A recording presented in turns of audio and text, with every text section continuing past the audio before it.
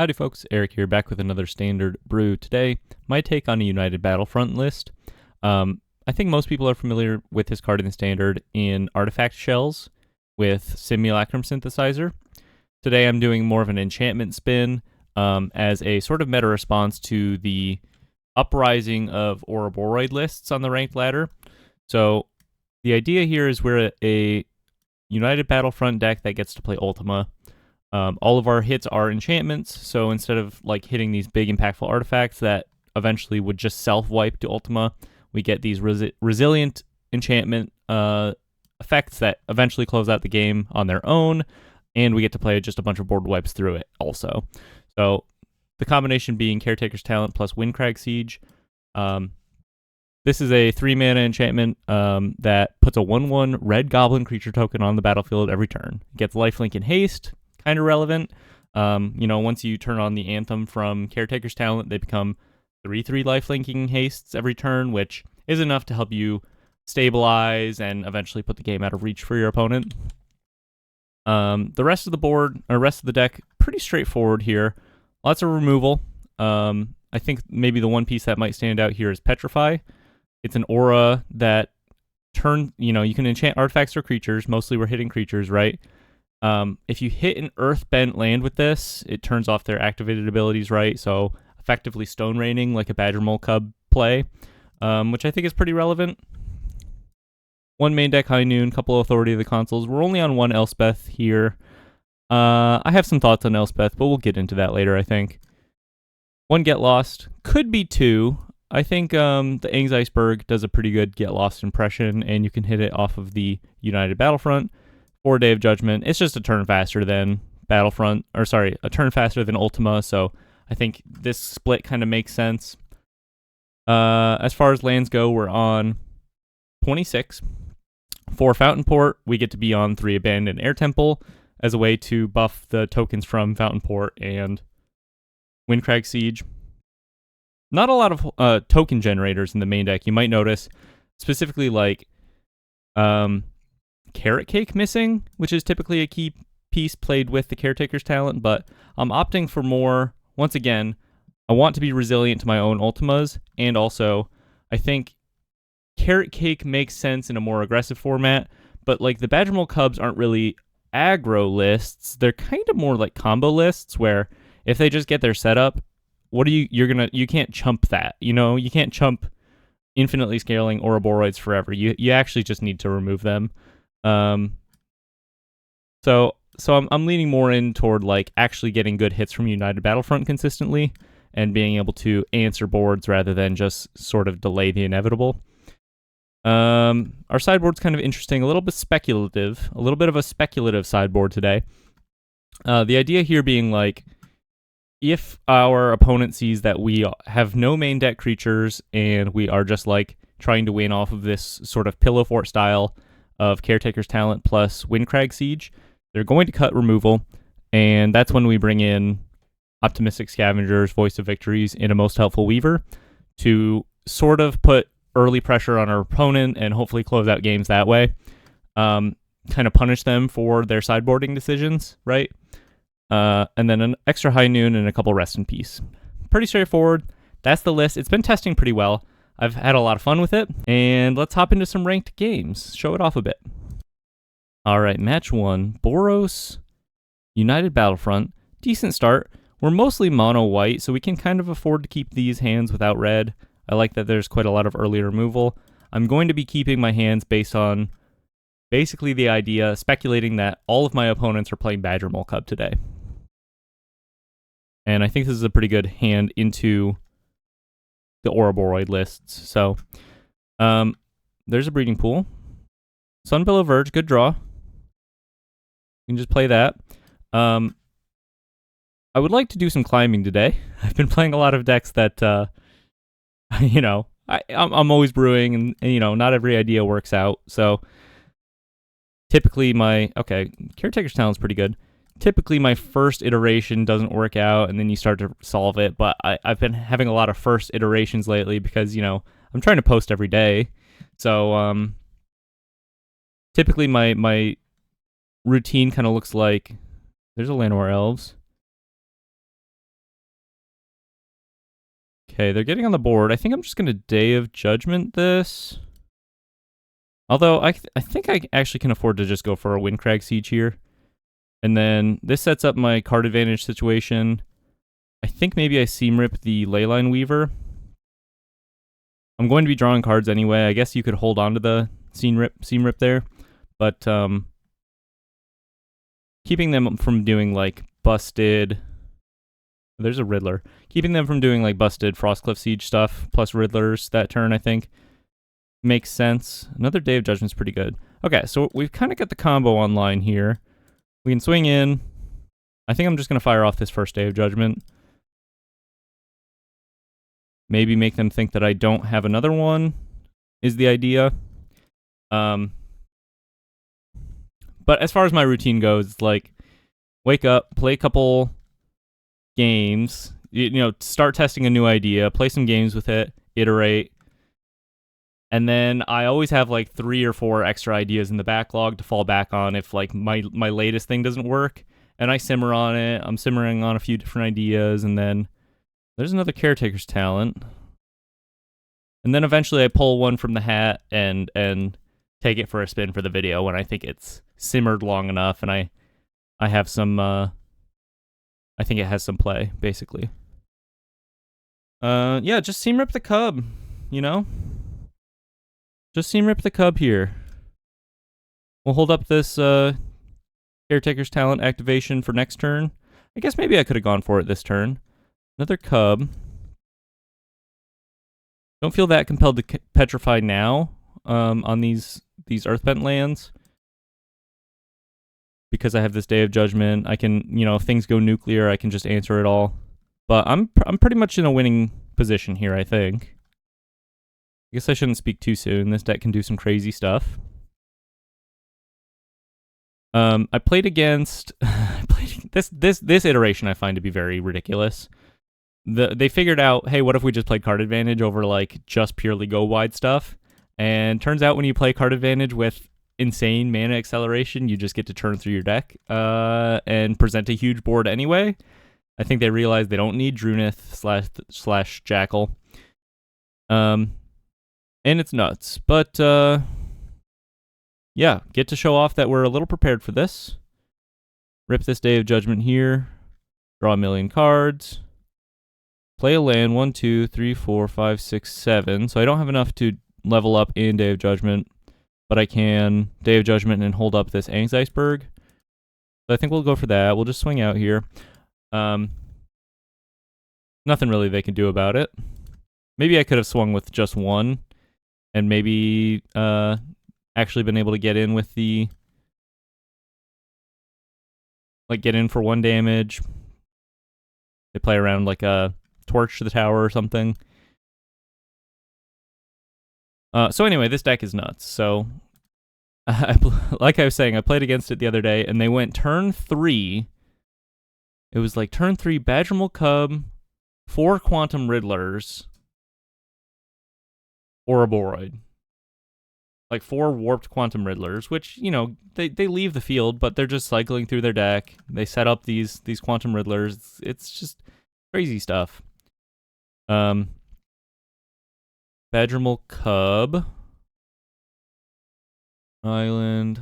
Yeah, I think I'm just gonna hit this right now. This plays around like a repulsive mutation option for them. They have a 1/1. Swing it in. Well, yeah, I don't even think I need to show them the United Battlefront here. We'll level up this Caretaker's Talent. And hold up, make a token with the Fountain Port. Swing in for 3. Should be enough. Should be enough. I did win that game, by the way, where they went turn 3 all the stuff, because I was on Mighty Wagon, doing some Wagon plus Harmonizer stuff, and just happened to draw into Trample also, and got them with the turn 4 kill. But there was an element of luck involved, for sure. Or a Boroid on the field. Petrify, admittedly not the best answer to Ouroboros, but in late game situations like this, where they're actually relatively creature light after all of the board wipes, it's enough, you know? Just keeping it off of attacking at this point. And they scoop it up. Okay. Since we're so, like, prepared for this deck, basically, there's not really a whole lot that we need to do. You could maybe make an argument that you cut, like, a high noon on the draw for something like Voice of Victory to help guarantee that your removal gets through the counter magic that they'll probably bring in. So I think that's a pretty good idea. Let's cut a high noon. Let's cut a elegant parlor. Let's bring in 2 Voice of Victories. Try it like that. They're not likely to get in, you know? That's not really the idea here. It's more so like keep them off of being able to negate or spell pierce or repulsive mutation your Ultimas and board wipes and stuff. I think this is a pretty good hand.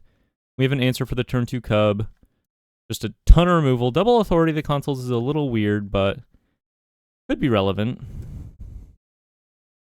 There's a Voice of Victory. Not the worst draw with this kind of hand. Could do some work. There's a Cub. Enters tapped, so they can't activate the Gene Pollinator. Pretty relevant, actually. And then we can try out this Petrify idea here on the forest.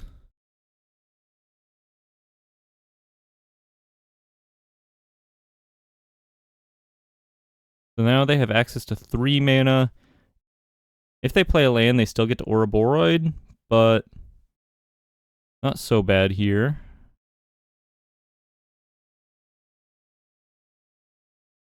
Origin of Metal Bending on the Petrify. Fair enough. Missing our land drops. I think I just have to hold up the Get Lost. Although Get Lost might not even be that good on their turn, because they're going to have enough mana to play the Ouroboros and hold up counter magic. So I think maybe it makes more sense to play the Voice here and then go for a safer Get Lost on my turn, because I'm like down on mana like this. They'll get 1 trigger on the Boid, but we can win through that still.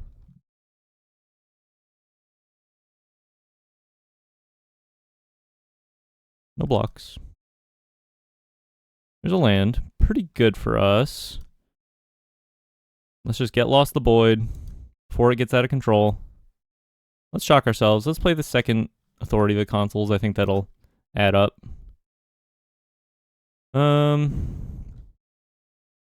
Yeah, we can hold back blocks. Not necessarily 100% likely that we'll be able to block with this Voice, but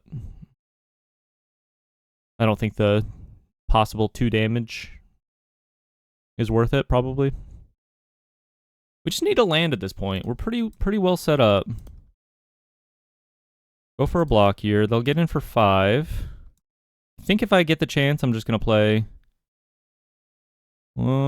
okay. No attacks here. I'm going to Ang's Iceberg the Cub. Stem some early aggression. Hope we draw into land next turn. Elspeth is pretty good. Really just need land. Pretty good match so far. Metal Bending on the Iceberg. Gain a couple life. Get another Earthbent land. They have a lot of mana. That was never a problem for them.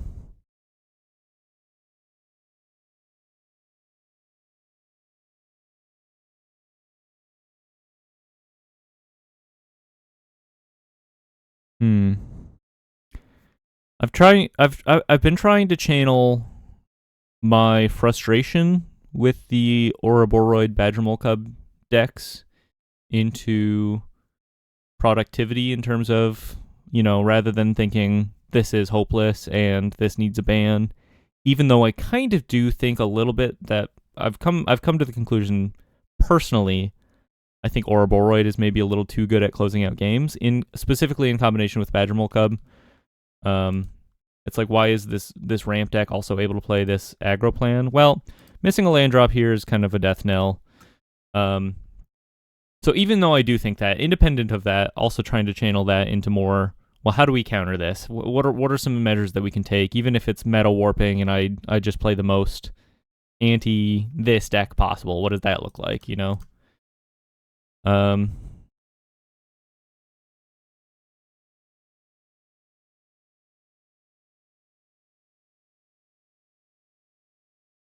We've just never seen a card like this, I think, at 4 mana, being able to close out the game as effectively as it does. They have enough for a Crater Hoof? Holy smokes.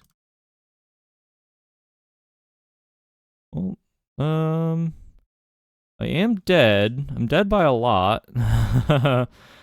Yeah, I guess so. Not too upset about that one. Missing land sucks, but like, you know, we've all lost to missing land drops before. We get to be on the play this time. Bring in a land drop again. Let's cut down on maybe the Elspeth this time. The Voice of Victory situations, I think it looked pretty good. Even though, like, you know, we ultimately lost to missing the land drops. I think the idea was there. I guess they didn't end up having counter magic in hand, but could have been relevant. Gotta mulligan this, no lands. Gonna mulligan this as well. This is a lot better. We can put back a siege. Maybe just put back a Get Lost and hope that this is kind of enough to get there. Lead on this Air Temple.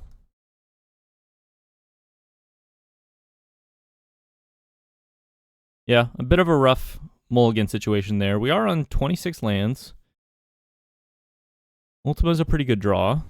Just gotta hit our land drops. I feel like a broken record. Badgermole Cub. Yep. Yep.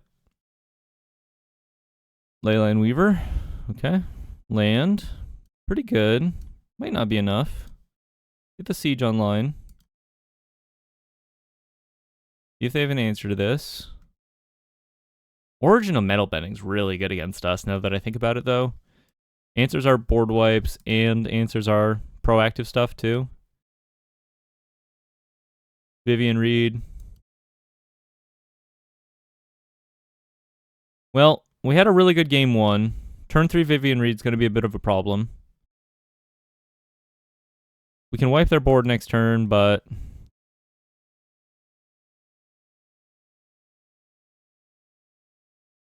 maybe we hold off again and just go for the Ultima. I don't know. Maybe that's a little greedy, crazy, but I kind of want them to feel like this is their chance to like flood the board, maybe. Like, oh, that he didn't have turn 4 Day of Judgment. Swing it in. Yeah, and they just hold up Origin of Metal Bending, maybe. Petrify. Yeah, go for it, I guess. I think they probably have an answer to this. They don't. Okay. Ultima away their lands. That's not bad. They're going to be getting quite a lot of advantages off of this Vivian Reed. I kind of feel like we need to hit a United Battlefront into Aang's Iceberg, deal with the Vivian Reed and something else.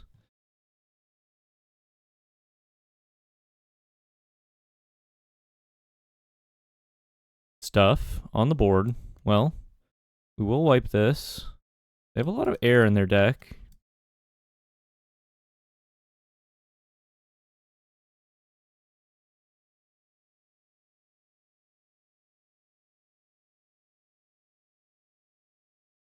Yeah, Vivian Reed, gonna be a problem.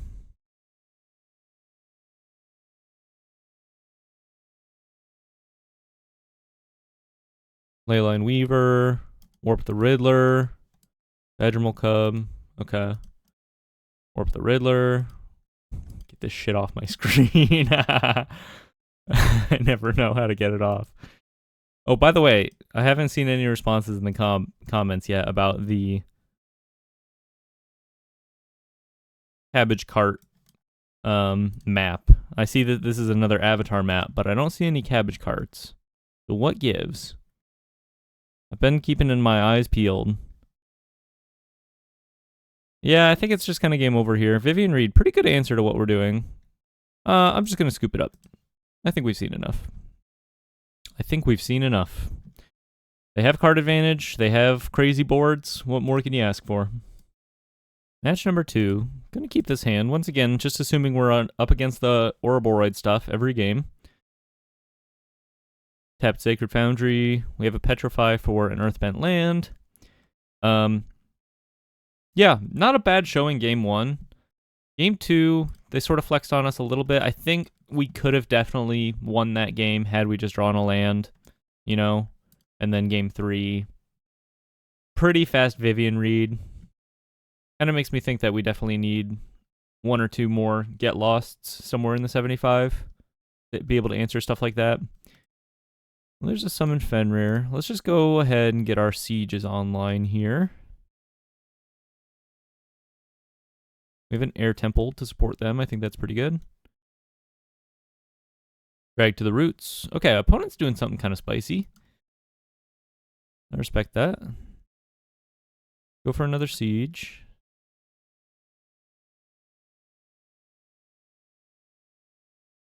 And then I think we just kind of start this like Fountain Port plan, build up a big enough board for our air temples to be relevant. Demolition field on my Fountain Port.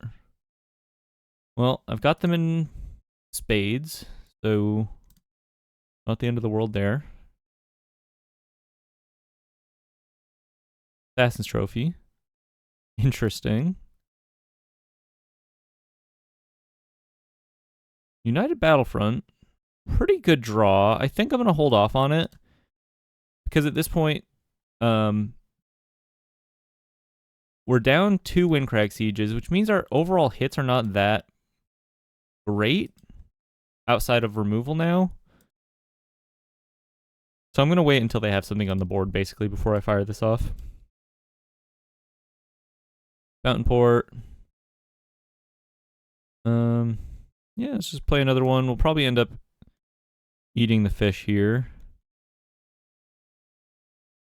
Go for a Battlefront. Caretaker's Talent, Aang's Iceberg. Yep, pretty much exactly what we want here. Exile the Liliana. Just copy the fish now. While they're tapped out. Day of Judgment. Pass it back. And we're in a pretty good spot here. We'll see what kind of removal they have. A lot of main deck answers to my enchantments. Not really what we're built to be playing against, I suppose. Virtue of Persistence. Okay. Interesting. Windcrag Siege.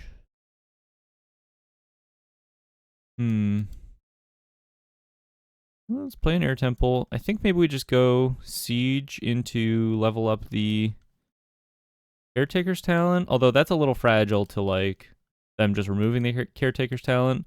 Maybe we just make a fish. Draw a card. Continue to accumulate advantage that way. I kind of like this aggressive slant though. Them tapping out for a Virtue of Persistence kind of makes me think they don't have, like, an answer to this stuff going on. They get to get their Fenrir back at most right now. It's not that relevant.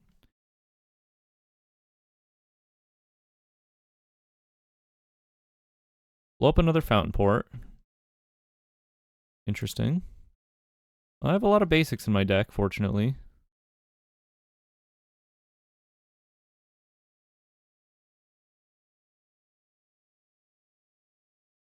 Deadly Cover-Up. Okay.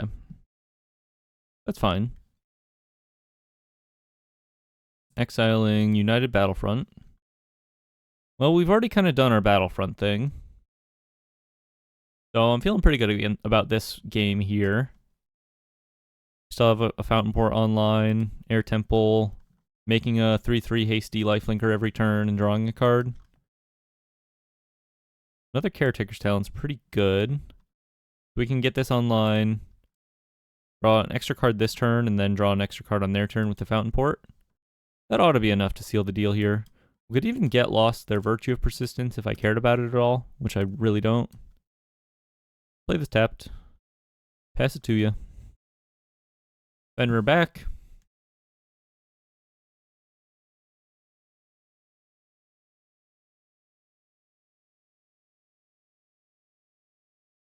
Should be GG here, outside of them having like a cease desist, you know, that sort of like haymaker, destroy all enchantments effect. Not a whole lot they can do about this board. 3/3 Gelbins.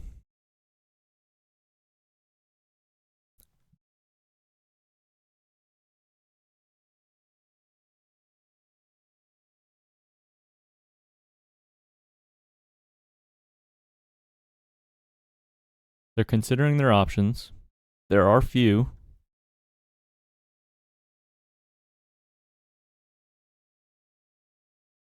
Tapping. Rise of Sozin. Destroy all creatures. Card I'm a big fan of. They're trying to figure out their own answer to this Ouroboros situation. Playing a Rise of Sozin here. Well, activate Fountain Port. Draw some cards. Ish. Elspeth. Pretty good here. Draw some cards.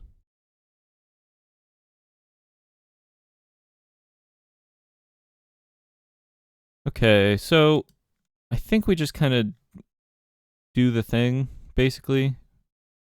Play an Elspeth. Gonna go for tokens. Well, wait, do I have lethal here? No, I have 5 in the air. No, sorry, not 5 in the air. I have 12 in the air, which is not lethal. I can level up the talent and roll up Elspeth. But I can instead maybe just like get lost the Virtue now. That's not that relevant. I'm just gonna seam rip this Keen-Eyed Curator. Make some tokens, hold up the Fountain Port again. Swing in. Don't really need to do anything about anything going on here.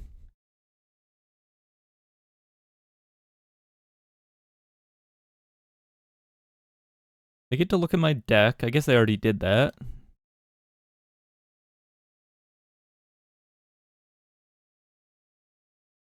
I think this is an opponent that I might bring in sort of that transformative sideboard option to.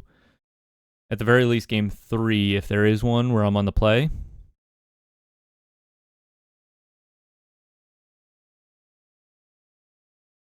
I'll be honest, gang. I played a match before the game 1 that you're seeing that I lost where, or the game 1 that you saw where I lost, where I just absolutely dropped the ball. I was in a total winning position and mistargeted something with my Aang's Iceberg, thinking I was putting counters on with my Optimistic Scavenger from the side.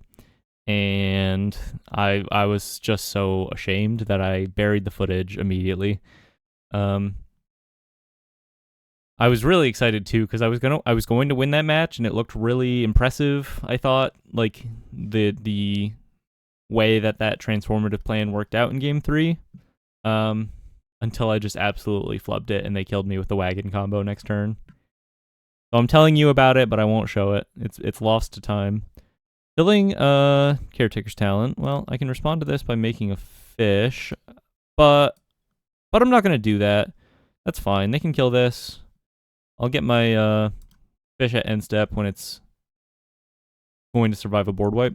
You know, they have another board wipe here. I think this is a better play.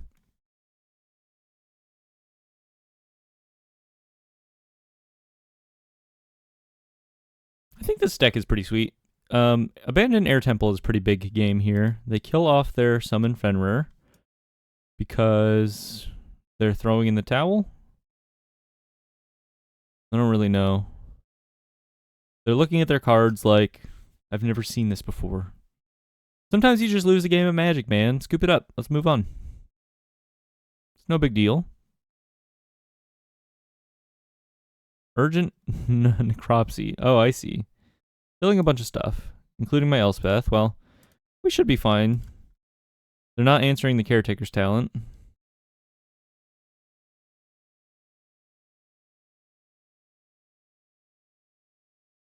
And we level it up and go. We also have enough mana to activate an abandoned air temple if we wanted to. And that's the deck, you know? That's the idea there. I think this could make sense in games 2 and 3. I kind of like the Rest in Peace here. Turns off their Urgent Necropsy, which I think is kind of interesting. Go down the High Noon, go down a land. Maybe just try it like this in game 2. And then game 3, we'll maybe try the transformative plan if we get there. Definitely feel like I should go up a second Get Lost. Just to have one more instant speed punch and then answers to enchantments in the main where we don't otherwise, you know, like I said, we're on the Aang's iceberg, but a definitive answer to Vivian Reed or Elspeth or what have you that then can't be blown up, you know, I think is kind of is kind of important. This hand's slow, but our opponent's deck is pretty slow too, I think, so just play it out like this. I guess you could argue turn 1 Authority makes more sense, but just fine playing a tapped Sacred Foundry here.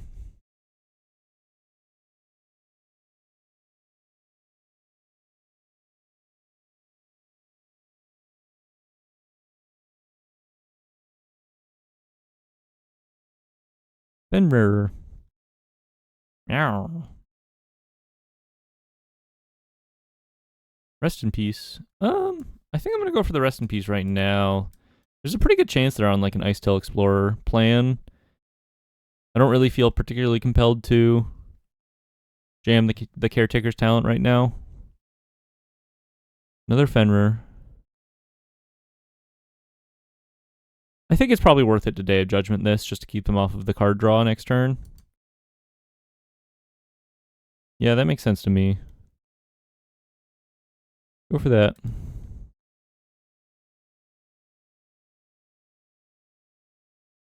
Blow up the Rest in Peace. Nice. We might be able to set up a board state where we can Caretaker's Talent and activate Fountain Port in the same turn, at least guaranteeing that it cycles. This could be a critical moment for them if they have enough mana to cast like 6 mana Liliana. Well, there's a Blossoming Tortoise. Okay. When it enters or attacks, mill 3 cards, then return a land card from your graveyard to the battlefield tapped. Activated abilities of lands you control cast 1 less to cast. Sorry. Cost 1 less to activate.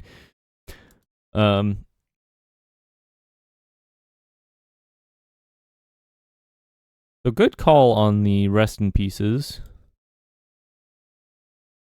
Ooh, United Battlefront's a really good draw here. Let's just fire that off. We can maybe eat the tortoise. Yep. Eat the tortoise.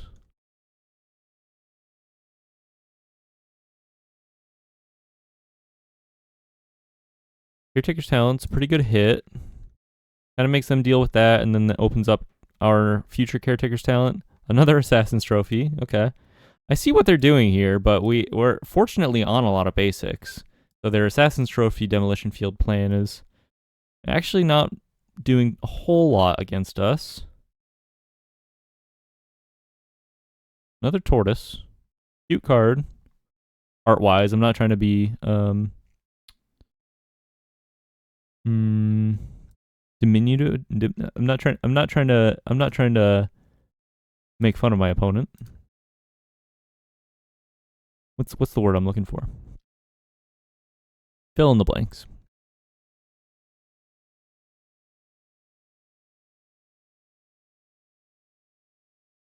Caretaker's Talent. So we can go Caretakers, make a token, copy it. The Demolition Field is not long for this world. kind of no matter what we do. Like, I could demolition field their demolition field, but I think it makes the most sense to do this. Play a Fountain Port. I guess they could respond to me activating this with a final Assassin's Trophy from downtown or something like that. Seed Chip Impact. Yeah, that's pretty annoying. But I can beat this board. Just need to draw into some hits here.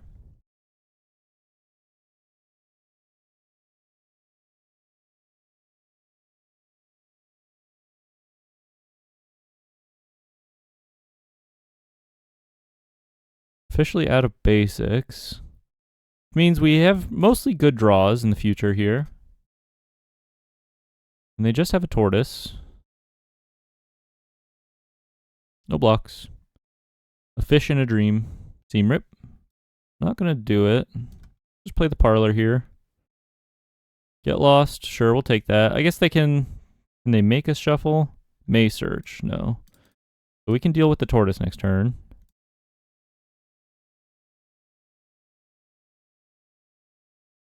If we feel compelled to. I don't know. It's just hitting us for 3 at this point. Blowing up our lands. They're milling themselves like crazy. Half their deck in the graveyard. Vivian Reed, pretty good. More compelled to deal with Vivian Reed with the Get Lost than the tortoise at this point.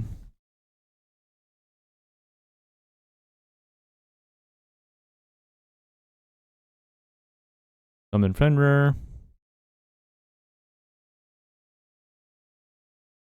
Okay. No search.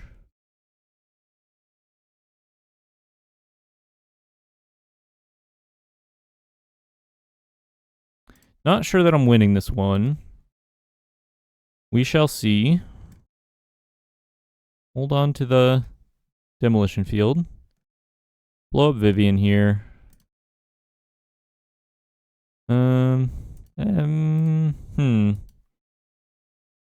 I probably should have attacked. I'm not going to block, basically, is where I'm at. Demolition field for the cottage is pretty good. I suppose the idea being that, like, if I draw a Caretaker's Talent, I'm going to want a fish to copy. Kraken Maps. Drawing into Duress. Keeping Duress on top. Not the end of the world. Oh, no. Milling. Okay, fair enough. Just going for counters. Makes sense. No blocks. Wouldn't mind a board wipe. United Battlefront. Pretty good draw. See what we hit here.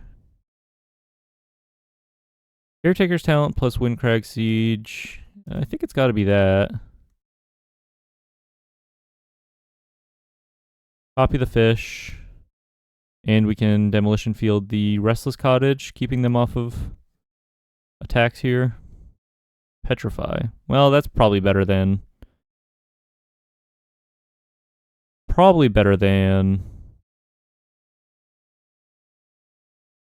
Demolition Field on the cottage this turn. Petrify the tortoise. Okay, pretty good top deck for us there. Hold back chumps on the Restless Cottage. Try to keep our life total high. Got the combo set up. Let's see if they draw any answers to it. This deck is packed full of them, so wouldn't be too surprised if they did.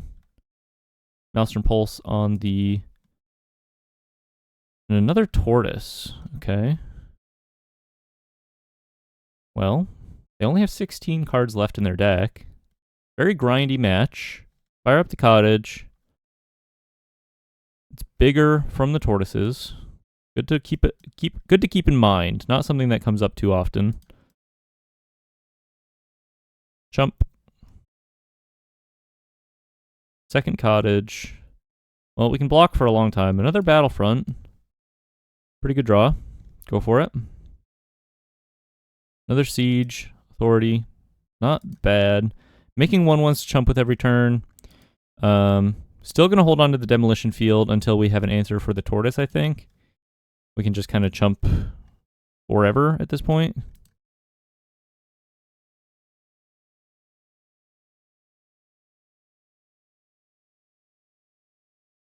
I guess they can swing in 4.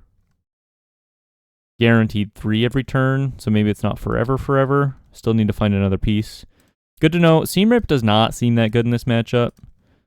Probably worth cutting those. Game 3.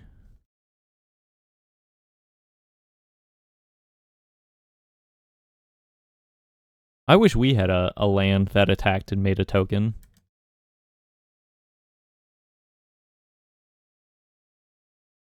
They are milling themselves with the tortoise still. Bossing Say. Interesting. Chump, chump.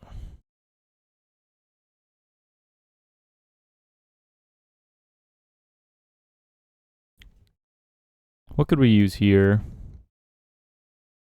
Caretaker's Talent. Do we have any left in the deck? 1, 2. Another Demolition Field. Kind of interesting. So we can Demolition Field there. Bossing Say probably makes more sense. I guess a cottage is fine. I can make them mill at some point by sacrificing this Aang's Iceberg. That might catch them off guard. Play a Demolition Field. Pass it to him. Crack a food. Maybe I do that on their end step here. Try to draw into a land because I can't. I'm not I'm not alive much longer. Basically, is where I'm at. I can stem off this attack, right? But I think I go for the Aang's Iceberg play next turn.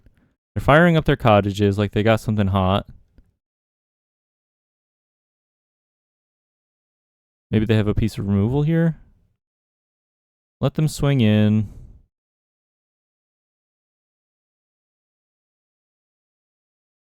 Exile, exile. Mill, importantly. Get our block on. Maybe they have like a Origin of Metal Bending to protect this? No? Okay. Set an end step stop. We'll shuffle our deck for no reason. We're kind of in this, I think. I think we have a sound plan here. Sacrifice the Aang's Iceberg. Go for a scry. Petrify Aang's Iceberg.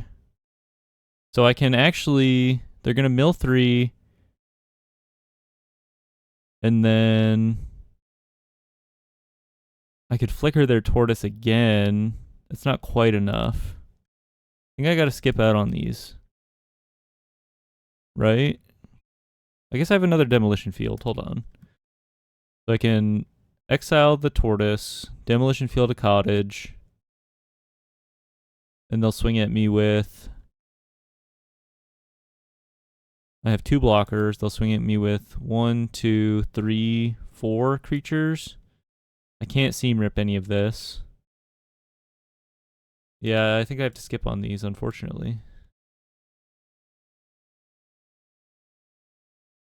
Okay. See what they mill. Oh, I gain a couple life. Yeah, that may have done it. Had I considered that element a little more. They're milling. Draw. Oh, trigger. Draw a board wipe. Fountain port. Swing for 1. Sacrifice the goblin to a fountain port. Try to draw a board wipe.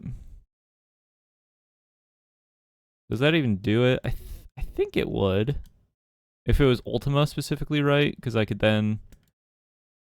No, because then they just crack back with double Restless Cottage.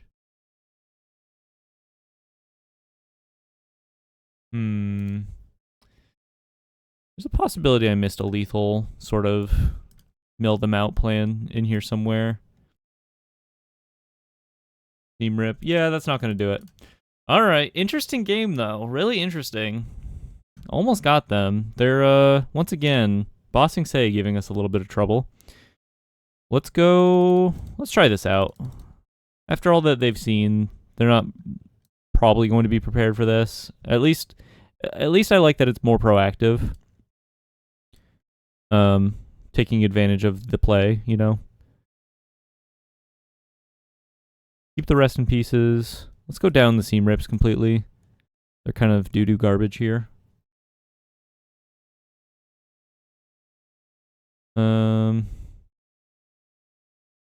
Maybe we just cut a couple Ultima. We're just kind of trying to play to the board. Down the Authority. Yeah, try it like this. It's interesting, at least. It's interesting. I mean, they still have, like, Disruptive Stormbrood, which is kind of an all-star against this idea. But this is a pretty good hand. Caretaker's Talent, Most Helpful Weaver, we can copy the Spider.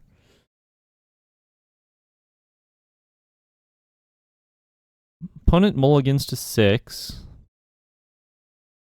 We'll take what we can get. Get a Spider on the field.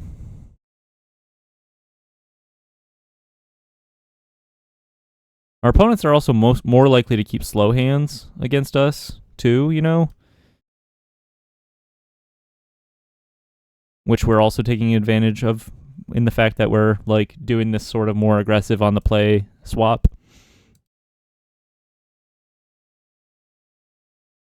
Demolition Field on my Abandoned Air Temple. Well, I think this is going to work out, because next turn we get to go... I guess we just take a Mountain, in case we draw Windcrag Siege. We get to go Caretaker's Talent. Oh, Speak of the Devil. Give our Spider Double Strike. Most Helpful Weaver did its job. Get to go Caretaker's Talent. Draw 2 cards here. Kind of the best of both worlds. Aggressive start and a bunch of card advantage. Another Helpful Weaver. It's kind of working out. Swing for 6. Pretty interesting game. Pretty interesting game. Looks kind of convincing, I think, that this idea is... At the very least, it's an interesting idea, right? And I think Most Helpful Weaver just really plays nicely with the main deck strategy. It slots in very nicely from the sideboard. Another Caretaker's Talent, huh? What do they have? They could have removal here. I could just, like, activate the Caretaker's Talent twice, basically. Guarantee, probably, that I draw through removal. So let's play a second Caretaker's Talent and try to just activate them both, basically.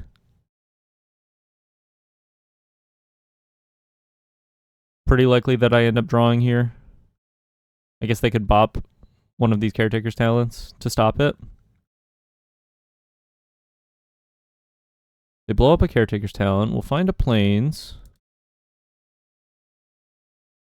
I guess I could just go for a Most Helpful Weaver now. Draw some cards.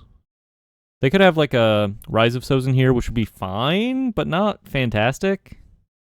And they scoop it up. Okay, really good showing there. Kind of the same as what I did in that buried footage game that I mentioned before, just like really getting on the board aggressively in a way that our opponent's not really prepared for. 1-1. Let's head into match number 3. All right, on the play here for match 3. Once again, always thinking we're against the Badgermole Cub lists. It's okay. It's a little slow, but we're on the play. We have an early seam rip. Hopefully we just draw into some action. Hitting our land drops. I mean, that's always kind of important. Tiger Seal. Just going to seam rip the Tiger Seal before it gets out of hand, I think. Keep our life total high.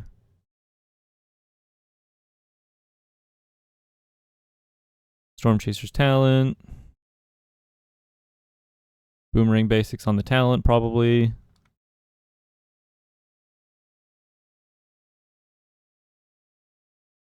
Petrify, interesting. Let's just go for a Talent here.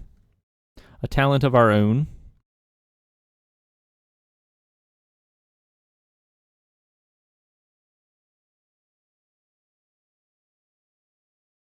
FOMO.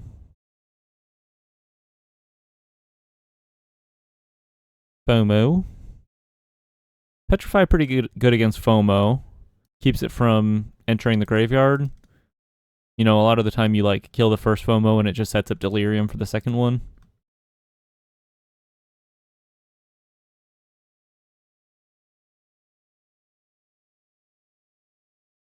Sacred Foundry, well, play a Petrify on the FOMO, hold up the Get Lost here.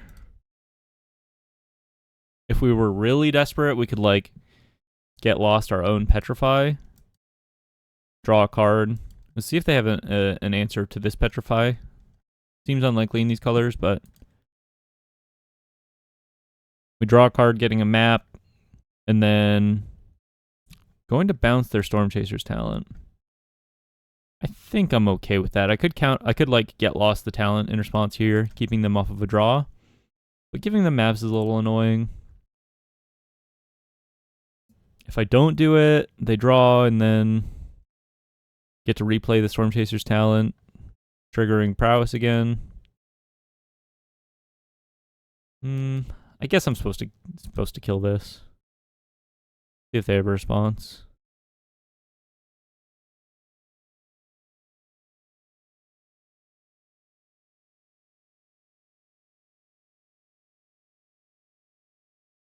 Gotta draw some action here. Channeled Dragonfire. I would imagine they'll put that in the graveyard. Makes sense. Cool to see that Channeled Dragonfire is seeing the light of day. Shock with options. I guess the fact that it's not an instant, you know, is what mostly holds it back. Not the best draw here. Let's pretend maybe we have something. Put on full control. Pass it for now.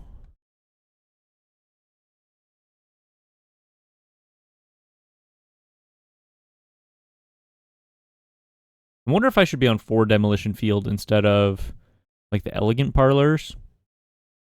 That maybe makes more sense with Bossing Say giving us more trouble. Move up, bump up the Get Lost count.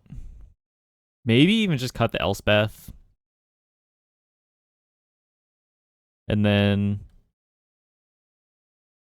up to 4 Demolition Field, 4 Fountain Port. Keep our land count pretty high to enable all of that. Kind of makes sense to me.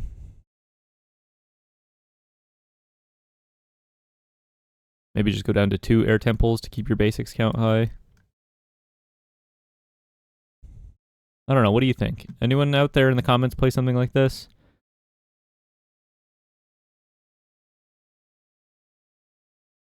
Back in the day, I remember people experimenting with like talent plus Urbresk's Forge.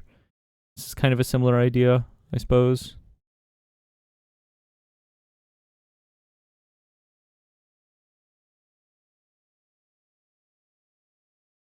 Opponent taking their time on this one. 2 FOMOs. FOMO's online. Could use an Ultima. Or a Day of Judgment. Wouldn't complain about either. Also would like a United Battlefront. Elspeth would be okay. I mean, Elspeth would be pretty good. Not gonna lie. Boomerang basics on their FOMO. Pretty sweet for them. Hit me for 5. Yeah, it's kind of do or die right here. Yeah, I guess we'll choose die. Move it into game 2.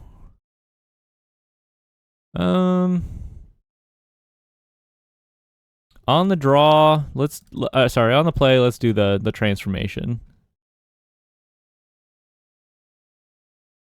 Let's do the transformation. I think it's kind of interesting. Day of Judgment is pretty good against them generally, but I think we can afford to do this when they're very likely to cut their interaction for the most part. We'll keep it in 1 authority of the consoles. Team rips are pretty good. High Noon's pretty good. Go down Caretaker's talent. Go down a land. Since we're kind of reducing our curve quite a bit. Maybe just cut the Demolition Fields. Go to 24 lands. Makes sense to me. And then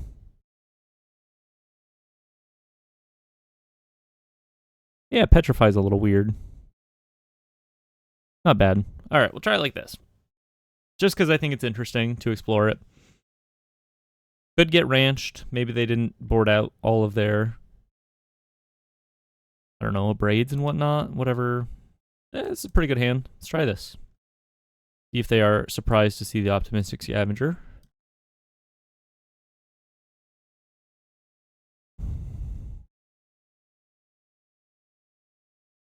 A card that really just snowballs if you don't have if your opponent doesn't have removal for it, it can really just get out of hand.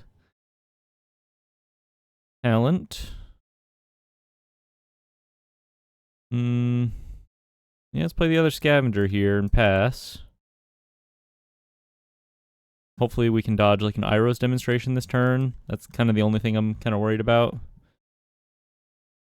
Something they might keep in against a, Caretaker's Talent strategy.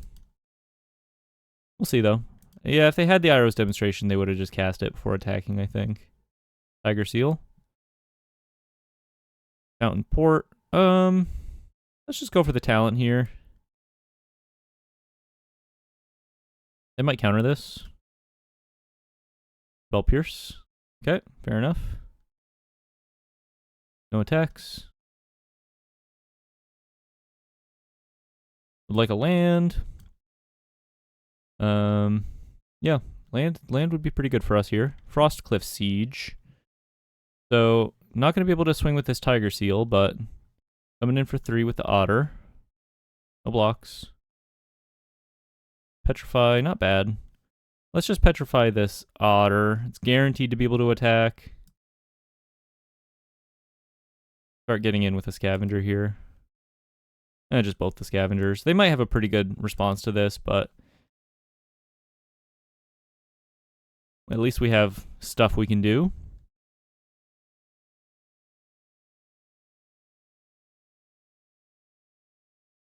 Riddler. Makes sense. I guess if they go Riddler, I'm just dead. Which I maybe could have thought about as far as this Petrify goes.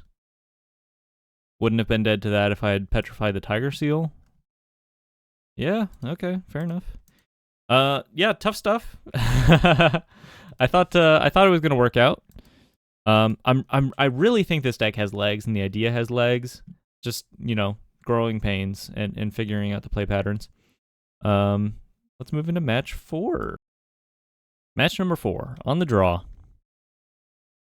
Boros Battlefront. Decent hand. Yeah, I mean, lands and spells, pretty much. Lands and spells. Gonna keep this.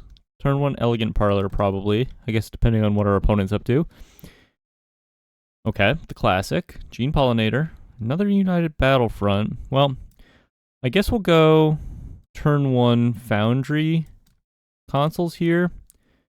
Turns off Gene Pollinator being able to tap for mana, essentially. Kind of relying on a board wipe draw here, but double Battlefront is interesting at least. Go for a Parlor. There's a Seam Rip. Well, I'm not going to pass on the Seam Rip here.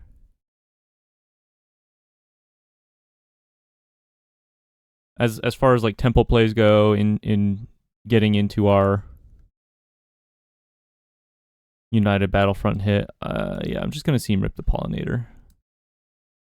They could like Tishana's Tidebinder the Seam Rip trigger. A little small potatoes. Then I think I'm just going to play this Air Temple tapped. Is this Repulsive Mutation? On my Seam Rip? They really want this Gene Pollinator. Alright. No sweat. I think that's pretty big game for us. Take the mutation out of their hand here. There's a Boid. Classic.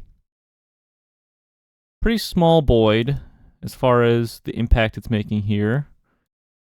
Cross our fingers for this Battlefront. There's an Aang's Iceberg for the Boid. And I like the siege. I like the proactivity of the siege here with the Elspeth. Pretty good hit. Pretty good hit. A lot of options there. Could have dealt with the Gene Pollinator, but not too worried about that.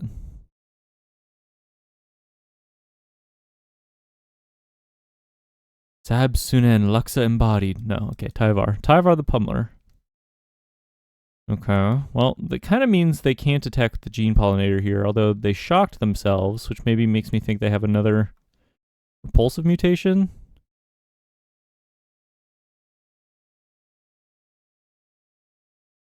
They have another repulsive mutation. I want them to use it, basically, so then I can Day of Judgment. Do you think they'll use it on a Windcrag Siege?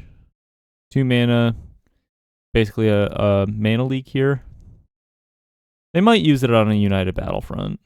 Oh, they don't have one. Okay, well, double Caretaker's Talent. Play tapped land, hold back blockers. Good to know that they don't have a repulsive mutation. They successfully baited me. Block the Tyvar here. They might just tap out for a pump. Nope.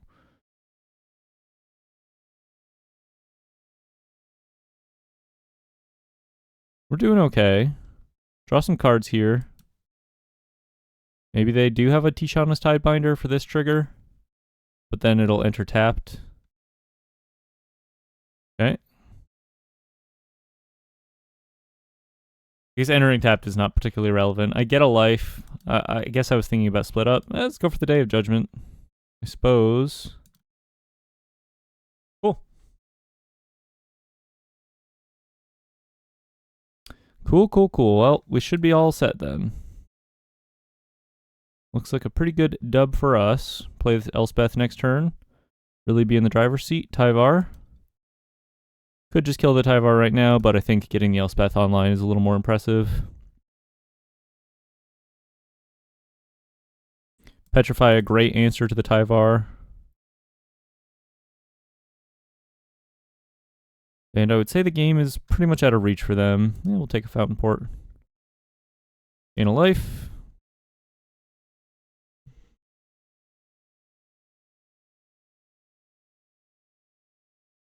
Move it on to game 2. No. No. Make 2 hasty lifelinking goblins. Draw 2 cards. Pretty good board here. Lands. Play planes. Let's start to level up this Caretaker's Talent. And then we can also petrify the Tyvar. Flood Pits Drowner. Pretty irrelevant. That's my lifelinker. Once again, can't copy the hasty goblin, or at the very least it won't enter with haste, so it doesn't really matter what we target here.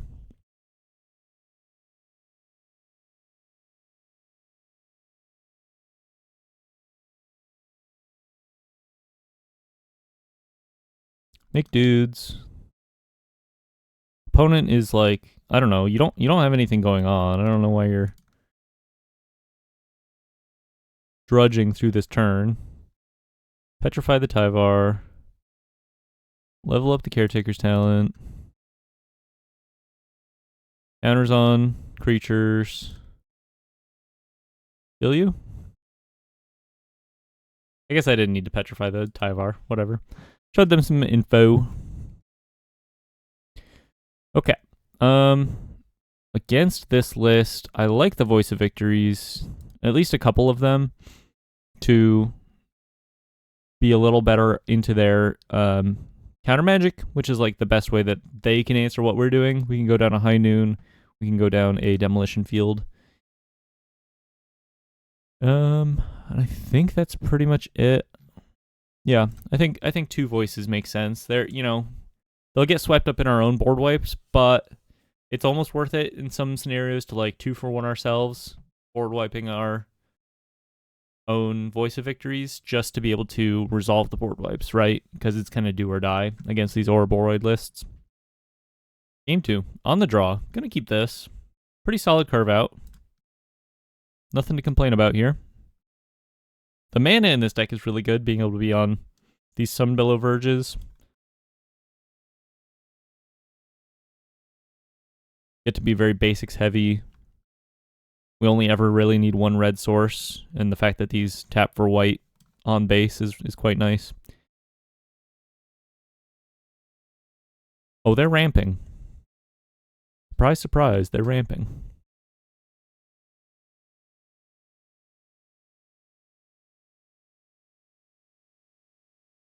Got to do our thing game 1. They might get to do their thing game 2. So it could just all come down to game 3 here. Play our Voice of Victory. See if they have anything to say about this.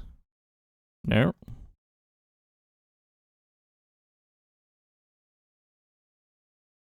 Turn 3 Ouroboros, the classic. You can feel it coming. I guess maybe if they had it, they'd just slam it. There's really not a whole lot to think about this deck. Like, as far as sequencing goes in this list, let's be real. Let's like be really honest about that. This is not a hard deck to play, which I think is part of why I find it so annoying too. Is like, if this was prime time, you know, and it was like Amulet Titan, and they had really insane sequences that they had to do for their, you know, 6 mana on turn 3 or whatever. I'm just gonna take this. Play around the mutation here, I suppose. Then I could be a little more forgiving, maybe, I suppose. But the fact that it's like, I don't know, you know, beat this board of turn 1 Elf, turn 2 Badgermole Cub, turn 3 Ouroboros, you know? Or 2 Badgermole Cubs into Ouroboros. It's just so brain dead. Let's be honest. Play Windcrag Siege. Make some goblins. I'm gonna keep back this Voice of Victory for blocks. Looks like they don't have the Ouroboros, which is huge for us. And that's the other thing. It's like, there's such a crazy power difference between their early Ouroboros hands and their not Ouroboros hands. I don't know. I don't think I would want to play a deck like that too often. I know I have played Ouroboros on the channel a couple times, but mostly I'm just trying to explore like different spins on it. Petrify, pretty good here on the Willow Rush Verge. Caretaker's Talent on the field, start drawing some cards. Hold back a blocker for this Drowner, I suppose. Take something off of blue mana here, actually, too, which is kind of interesting.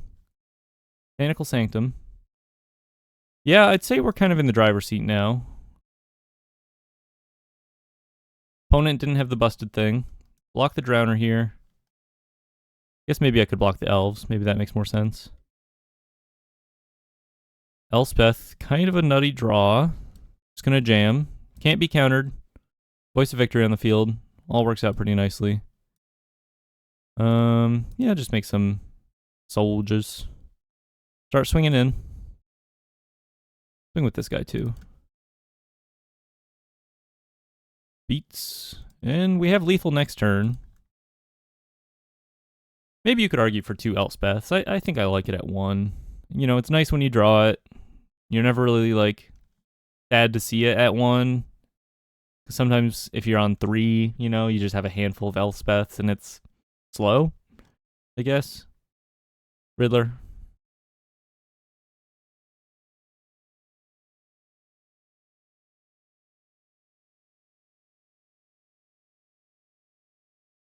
If you wanted to play 2, I think you could. If you wanted to play 3, I think you could.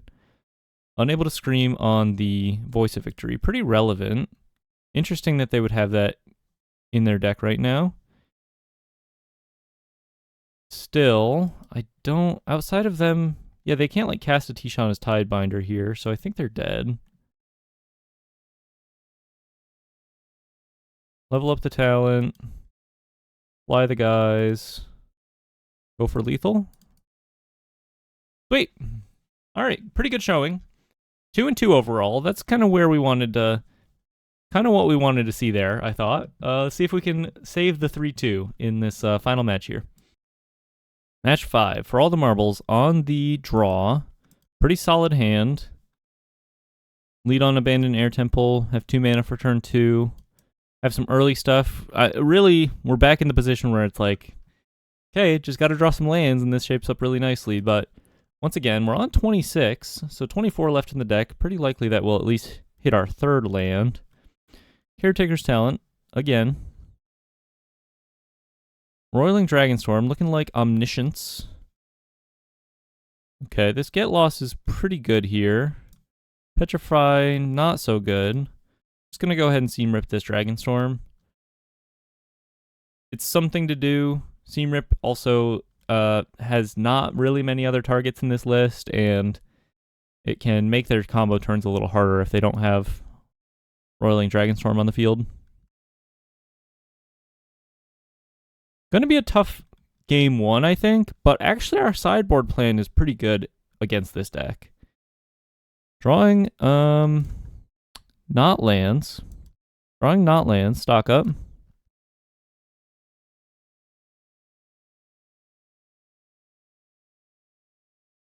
Resolving a stock up.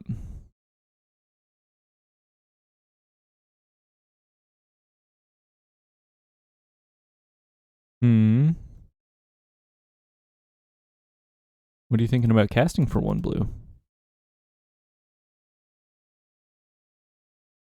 Boomerang basics on the Dragonstorm. Okay. Fair enough. Land. Pretty good draw. High Noon. Well. Pretty good draw. Just gonna leave that on top. Another Dragonstorm. Well, the same Dragonstorm, I suppose. They're hitting their land drops. They know I have a Get Lost. They can suss that out pretty easily, I think. Yeah. I guess I'll make them have counter magic, I suppose. When they go for their Kona. Just discard the hand size here. Lost in the Maze. Yes. Yeah, maybe I should have gone for the High Noon then. Lost in the Maze. Let's see if they have Kona. I at the very least can like try to get lost the Omniscience once it hits the field. Kona. Gets hexproof now when it's tapped from the Lost in the Maze. Not really out of this per se. They get a single free spell, at the very least. River Regent. I'm going to try to get lost the Omniscience.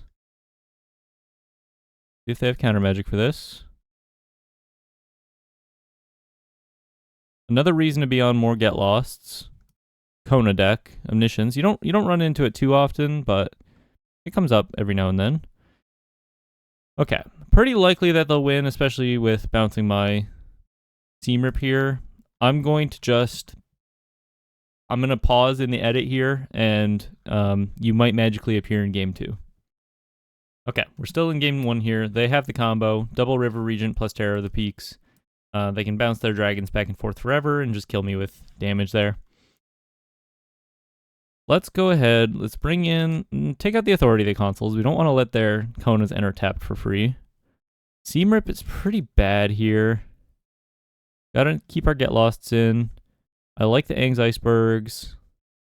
Petrify doesn't do a whole lot, but we don't have a whole lot of options. Bring in the Scavengers, bring in the Helpful Weavers, bring in the Voices, bring in another High Noon. It's all pretty good.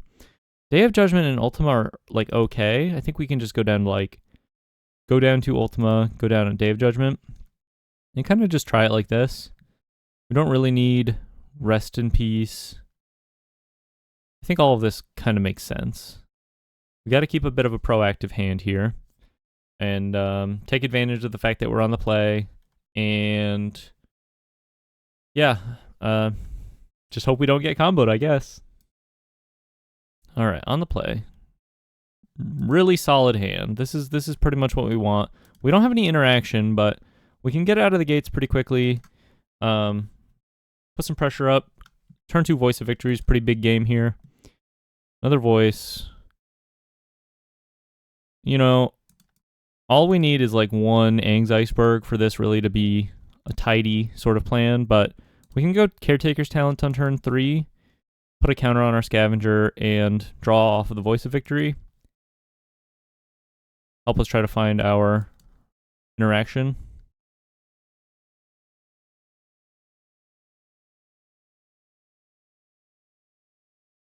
United Battlefront, not bad.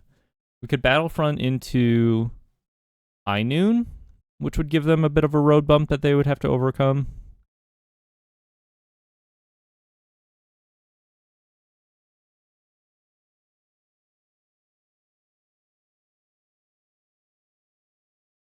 And they might just not have it, you know? I think they maybe feel like they could maybe keep like a slow hand against what we're doing.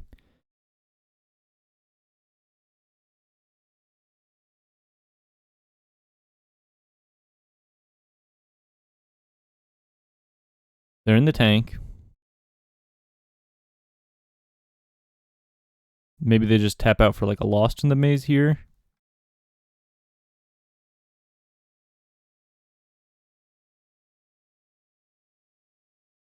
Bounce my Voice of Victory. Okay. Another Battlefront. Maybe I just Demolition Field their Avendo here. That's not the worst idea. Keeps them from being able to guarantee combo and gets me another white source, which could help me next turn. Just swing for 2 for now. I think I like that.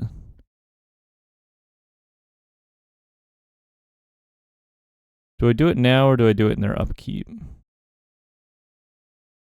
If I do it now, they could play like a Lost in the Maze off of the mana. If I do it in their upkeep, they could play like a Oil and Catch off the mana. I think I'm just going to do it now.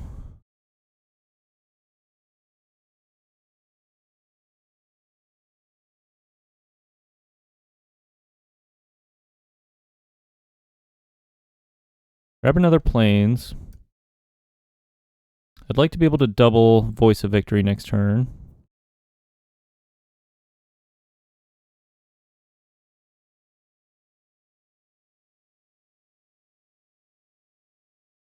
Verge.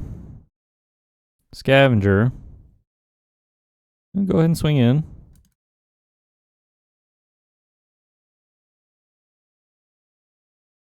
Go for a Voice of Victory. They might counter this. Counters it. Play another Scavenger. And then next turn, like, we could maybe United Front into some kind of pretty big attack. Stock up. Okay, bit of a tense moment here. They don't have a way to tap their Kona necessarily. I think if I draw a land, I'm going to go for a United Battlefront here over the Voice of Victory. I think it gives us outs to the combo, like if we hit a High Noon, you know? Another United Battlefront, well. Maybe the Voice of Victory is not that relevant then. Let's go for a Windcrag Siege. Try to present lethal next turn. This is a bit of an admission that, you know, I don't have interaction for what they're going to do. Counters on my guy. See if they have the combo. I mean, they could. They just cast a stock up, right? We'll see. Land. No way to tap their Kona. Pretty huge for us. They could just outright cast a Meringue River Regent here. Bounce my Scavengers.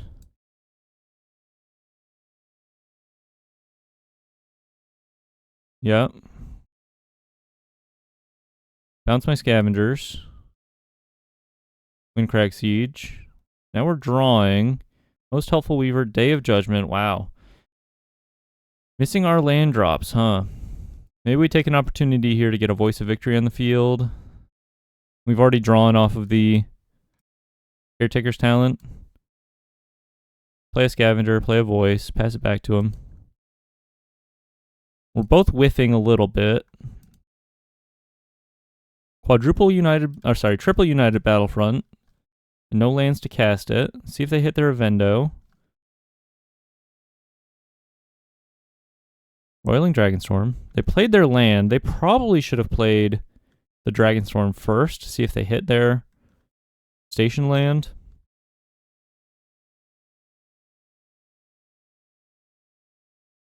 Consult the star charts. Voice of Victory is going to make it a little hard for them. This might just seal the deal.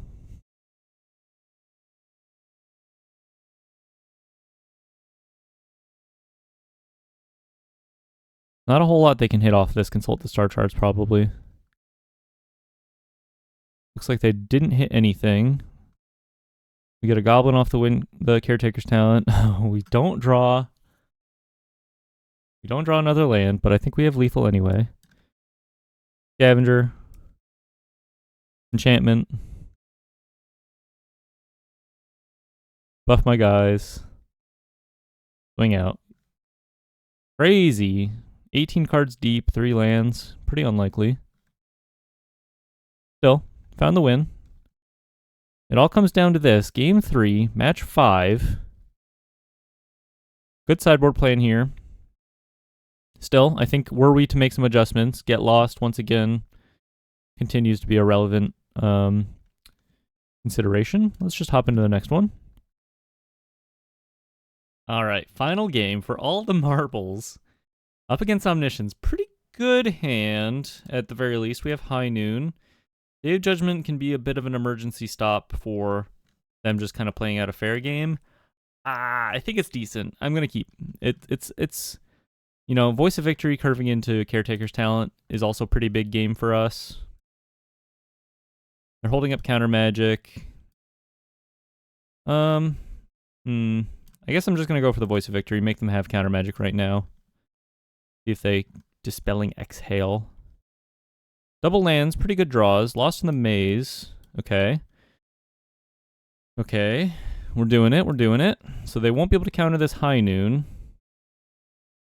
So we have to go for that next turn. Otherwise, we're just opening ourselves up to dying. And I don't want to do that. Pretty good start here. Our opponent took a little time to sideboard. They're probably changing their game plan to bring in, like, Unable to Screams and have answers to these Voice of Victories. Go for the High Noon. I'd like to draw cards off the Caretaker's Talent, but much more important that we just not die. Pretty good lock against them.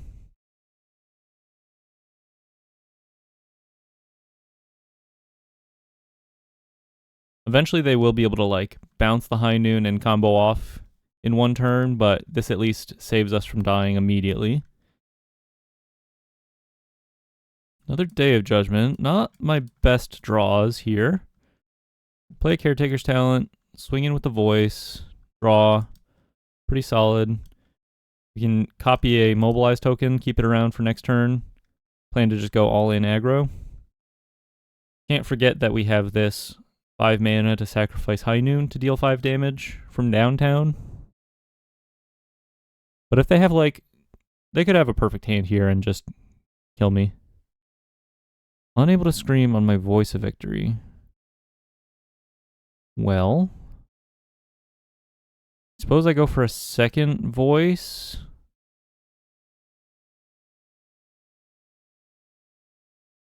Unless they have Dispelling Exhale showing off their Meringue River Regent. They're stuck on lands. I'm going to go for another Voice. I can leave up 2 mana to be able to pay for... might as well play a land here. Go for a Voice. See if they have it. Nope. Swing for 1. And we might have lethal next turn. Or we'll be pretty close at the very least. We can level up the Caretaker's Talent. Swing for 10. And then have the High Noon from downtown. In case they do something about the board. Triple Day of Judgment. Looking pretty awkward, but we didn't really have anything else to cut, so it's just the world we live in. Kona. In play. Tapping it. River Regent. Well, Here's where the Doge becomes pretty relevant. Would be nice if they bounced my Voice of Victory here.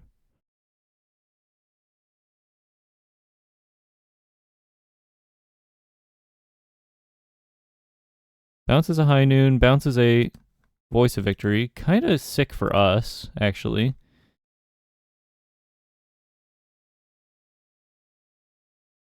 Kind of sick for us. Shock.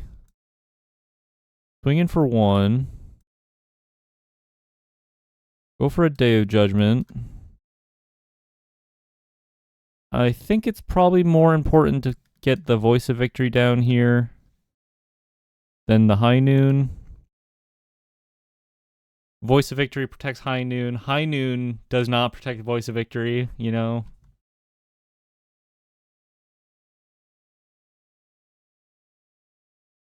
And them showing the Kona there and a River Regent means they're pretty unlikely to combo out that turn. It gives them the opportunity to do so, but they'd have to have a pretty nuts hand to have it all, I suppose. Fountain Port's a good draw. Helps us start turning on this Caretaker's Talent situation. I'll just start making tokens right now, I suppose. No, let's play the High Noon first in case they have like Spell Pierce, I suppose. Swing for 2 because it's fun, or swing for 0 because it's funny.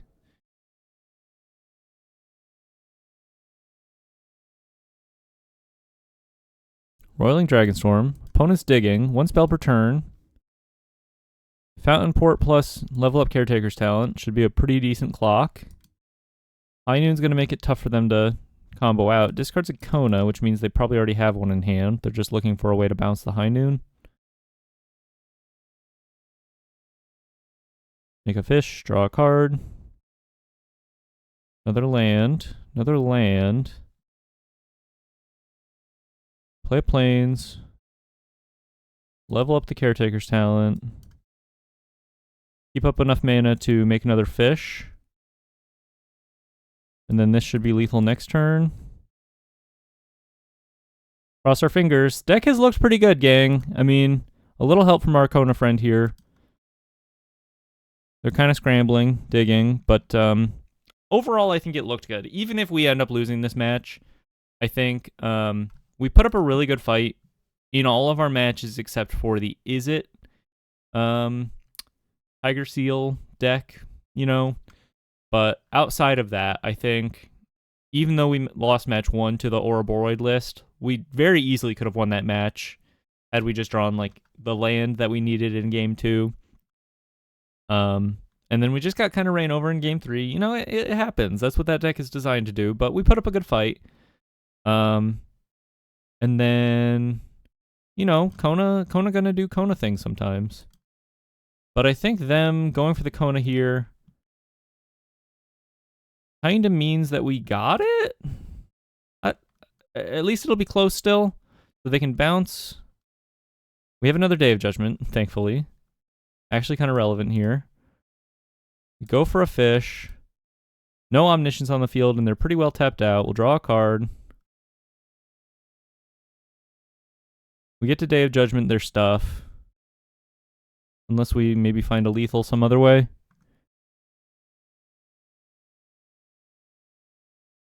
Day of Judgment makes sense to me. Day of Judgment, put the High Noon on the field. Let's see what we have. We have 1, 2, 3, 4, 5, 6, 7, 8, 9 mana. If we go Caretaker's Talent, level it up, and United Battlefront into like removal on the Meringue River Regent. I guess we can't do that all. But if we like... No, I don't think we can find a lethal this turn. I think the safer thing is just Battlefront, or sorry, Day of Judgment into High Noon, and we get to resolve a Windcrag Siege or something like that beforehand. Swing in. Day of Judgment. Pretty good. Into Windcrag Siege. Into High Noon. they could still win from this position, but pretty unlikely with 2 of their cards being Roiling Dragonstorm. It would have to be like Bounce High Noon, Kona, Omniscience, River Regent. Have to be pretty perfect, and they're already down 2 Regents and 2 Konas. Sorry, 3 Konas. Yeah, Day of Judgment, I mean, not the worst card in this matchup, right? The way this plays out through the lock pieces, eventually they just have to play their stuff for, you know, to stay alive, right, essentially. And that opens up Day of Judgment as a pretty good answer.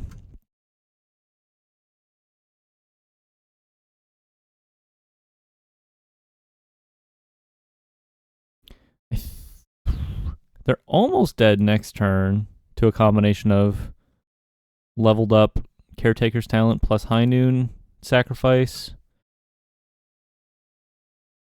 A lot of mana. 8 mana total to play and level up a talent, which only leaves us with 2. Bounce is the High Noon.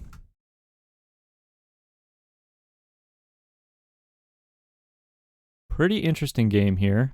Very grindy. Dragonstorm makes sense.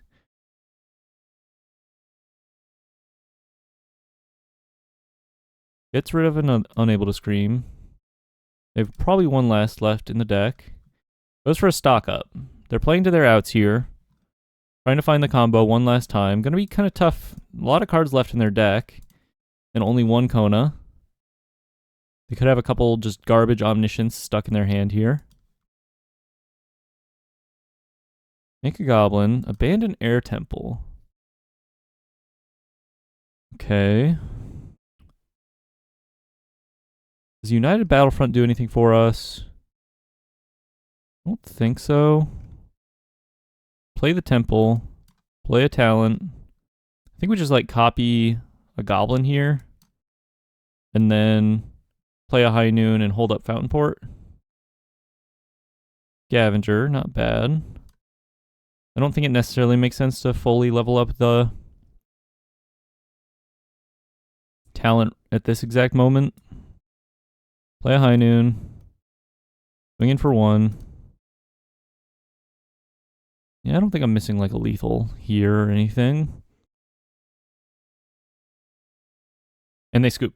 3 and 2. Great run. Once again, had a very close match in our Simic go wide loss, and then absolutely got ranched by Izzet, but could have been a 4-1, ended up as a 3-2, could have been a 2-3, ended up as a 3-2. We'll take it.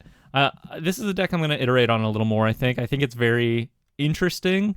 I think United Battlefront is kind of a hell of a drug when it resolves and you get crazy hits. As far as changing anything about the deck, I think maybe you could argue, like, just take out the High Noon from the main, replace it with a Get Lost. I think Authority of the Consuls looks pretty good. Maybe you could even go down a land for another Elspeth. It's really, really important that we hit our land drops here, so I kind of like where it's at otherwise. You could... Yeah, I guess you could just rock 1 High Noon in the side. Our sideboard strat was pretty interesting, I thought. Maybe you don't even need the Rest in Peace. Like, it's fine. Is that controversial to say? Like, say we come across the Sultai Reanimator list. Like, we just wipe the board, right? And they can't kill us outright after reanimating. If we have the Authority of the Consuls on the field. It's interesting. But for now, thanks for watching. Pretty good run. If you enjoyed this video, I'll be posting every day, standard content, hopefully a new deck most of the time, otherwise iterating on stuff that I've already done. Trying to keep it fresh. Let me know if you have any ideas, any suggestions, or if you'd like to see any sort of budget lists that I'd like to, that you'd like to see me try to come up with. Someone mentioned in the comments of my recent 100 subscriber special video that it'd be funny to see was it Jay Sather? Was that the subscriber, the commenter? A $30 budget build of my 100 card green white toolbox list, and it's like, nice meme, bro. Nice meme. I mean, that deck list was what? Probably $800 or something like that, just from like the Ouroboros and the lands and the expensive Sorry, not Ouroboros, Badgermole cubs, and the lands and all that. I don't know, pretty pricey. But yeah, fun deck. Thanks for watching. Hope you have a good one. I'll catch you on the next one. Bye bye.